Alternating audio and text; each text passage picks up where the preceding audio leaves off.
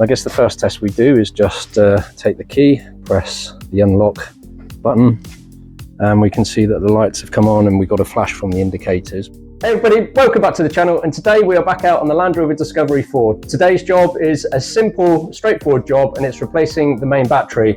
My model year is a 2016, so it's still on the original battery from factory. It's, well, maybe almost 9 years worth out of that battery, so it's done very well. But the electrics have started to play up, and equally the cranking is almost non-existent. So I'll show you the new battery I've ordered and we'll go through the steps of replacing it. Okay everyone, so here's the new battery that I ordered. It came from Tayna Batteries, that's T-A-Y-N-A. They do a great online service, so you can put in your registration number, VIN number, and it will identify a selection of batteries for you that fit your car. The main thing to really get very clear details on is the type of battery that you require for your start-stop, the amount of crankage, ampage that is required for your car. So do a like for like, because if you do anything up or down in terms of power output, then it can cause a bit of trouble with your car. Equally, I believe with the newer cars, some of the batteries are now reprogrammed or are programmed to your car's electrics and ECU. So it's looking for a similar size and a similar set of characteristics. If it goes outside of those, then it can cause your car to have a little bit of a hiccup. So the service they offer really does, from my perspective, sort of beat the whole experience of sort of going down to a motor shop and trying to sort of find your battery and asking people who might be a bit too busy and so on. Once you go through that process, they deliver it in a very sturdy box with its own sort of almost like plastic bucket that's with all these air channels inflated, so it's well protected. And then you've got this cover over it as well that's taped in. So we'll rip this off, and then you are given access to the battery. This one here I've gone for is the power line. It's a 019 AGM. It's these are the figures I was saying about, so making sure that you've got the right AH number and A number. These are important when you are aligning it to the current battery that you might have in your car. And then obviously the setup of the terminals as well, because depending on how your battery is situated in the car, there might be slightly different setup on the terminals and where they're situated on the battery. So this one is a giant battery, as you can imagine, with an LR4 with start-stop. It's 354 centimeters, or 354 millimeters lengthwise. I think it's 170 across and 190 in height. So you can see it's a pretty substantial battery, and it weighs just under 27 kg. So yeah, a normal car battery, from that perspective, they still carry a bit of weight.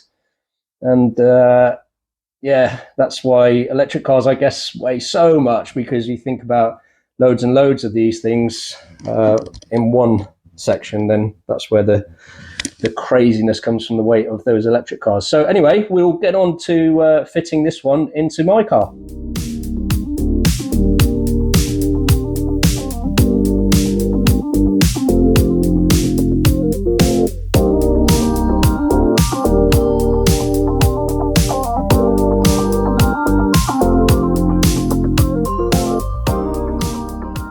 Okay, so we're at the front of the car now, and you can see on the right hand side, so passenger side of the car, that the battery cover is present. So it literally is two clips, just push them forward like so. Give the cover a pull towards you, and you are presented with the main battery. And as you can see, there's lots of various connections, but it's a pretty straightforward process. We need to undo the negative, and the positive is the bracket, which has a few bolts, one either side, here and here. And then yeah, the big effort is really lifting these out, because they're about, what, 27 kg, not huge amounts, but heavy enough to require a bit of effort. So let's start removing the main battery. Right, everyone, we are inside the car. I wanted to show you some of the things that might be presented to you on the dash if your battery is low. So you start to get warning signals such as you are seeing here. I know my bonnet's up, but low battery, press to start engine. And of course, you can do that. If you've got enough battery power left, you might be able to start the engine. And of course, the alternator will kick in and charge your battery for a period of time. But ultimately, your battery will need changing if it is getting this type of warning sign, because it's not holding enough charge for a long enough period of time. So the other area that you'll start to see is also on the central display, where a low battery warning will come up and be presented.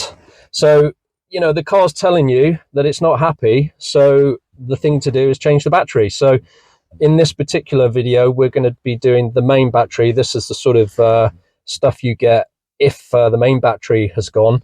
If it's the start-stop battery, which I've done a video on as well, that's a smaller battery on the right-hand side of the car. If you're sat here in the driver's seat, so directly in front of you, and you'll get a little almost orange type warning light. If I can just if I press eco stop start, what you will get is a little orange warning signal with a line through it saying that your stop start is not working anymore. So of course, when you turn it off and the battery's fine, you'll get that warning as well. But if your battery's dead on that side, it will give you a warning too. So lots of warnings. It's like, you know, modern cars are good at doing things like that for you. So what we'll do now is we'll go to the front of the car, the bonnet's up, as you can see, and we'll start going through the steps of removing the old battery.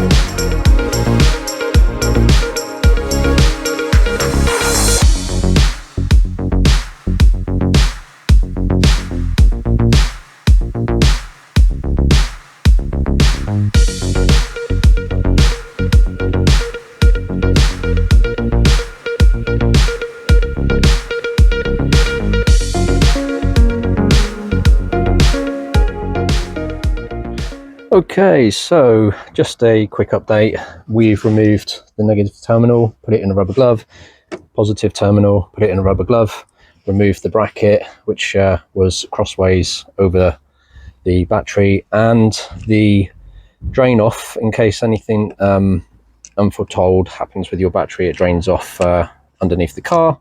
So now, as you can see, it is loose and ready to come out. So we've got the two handles on top, so we'll lift that out.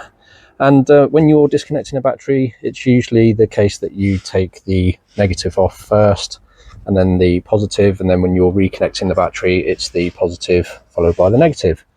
Okay, let's finish off removing the battery and putting in the new one.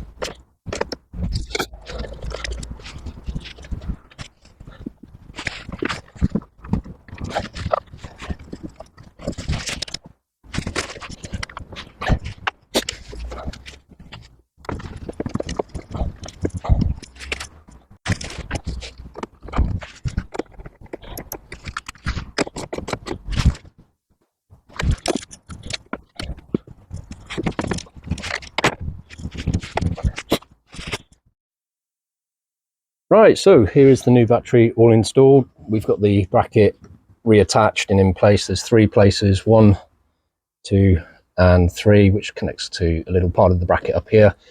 The negative terminal, positive terminal, so everything is secure, that's not moving anywhere. And I guess the first test we do is just take the key, press the unlock button, and we can see that the lights have come on and we got a flash from the indicators, but the main test is to see if all the warning lights have gone out in the car. So let's get in. Okay, so presented with the driver's display. We'll push the start stop button, fire things into life, and so far so good. No warning lights, which is helpful to see. I do expect the triangle to be up at the top because of the bonnet being open, so it wouldn't want you to drive with the bonnet open, but no low battery on the main screen or here. So let's give the engine a start, put the foot on the brake, warming up, and we are good.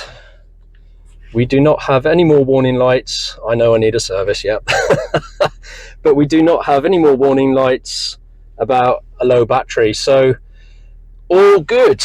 So everyone, if you need to replace your battery on a Land Rover Discovery 4, mine's a 2016 model year, but if you have a Discovery 4, it will probably and no doubt be the same process that I've done today, and everything is back to normal. Okay, so that was a pretty straightforward job. Everything is back to normal. Car is operating as it should. So if that's the sort of job that you're looking to do, you can save a bit of money by doing it at home and ordering the battery online as I did. The next job on the LR4 is a little bit bigger. So I have to replace the lower control arms on the car. So that's going to be a bit of a mission, that one. Probably a few hours of labor trying to get those things off, and there's a big amount of torque that's required to basically put them back in place. So yeah, that video will be along hopefully in the next 6 to 8 weeks. If you enjoy this type of content, then please do think about subscribing and following me on Instagram. But the next video will be along very soon.